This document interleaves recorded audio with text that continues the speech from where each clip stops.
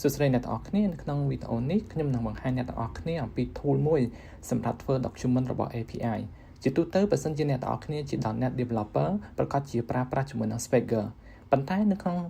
.NET 10 Swagger ត្រូវបានដកចេញទៅហើយ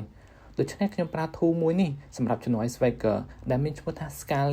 Scala គឺជា tool មួយសម្រាប់ធ្វើ document របស់ API ឲ្យតែយើងសរសេរ document បានត្រឹមត្រូវ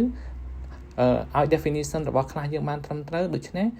យើងប្រើ Scala នេះវានឹងចេញ document ឲ្យយើងបាននឹងស្រួលហើយងាយស្រួលនៅក្នុងការ testing របស់ API អ្នកទាំងអស់គ្នាបានឃើញនៅក្នុងវីដេអូនេះស្រាប់ហើយខ្ញុំបាន design ខ្លះរួចដូច្នេះវាក៏ load ជា document ងាយស្រួលនៅក្នុងការ testing សមើលនៅក្នុងវីដេអូនេះមានដូចជា op វាមាន API ជាច្រើនទៀតដូច្នេះនៅក្នុងវីដេអូនេះខ្ញុំបង្ហាញអ្នកទាំងអស់គ្នាមានតែប៉ុណ្្នេះទេជួបគ្នានៅក្នុងវីដេអូក្រោយទៀតអរគុណច្រើនបាយបាយជម្រាបលា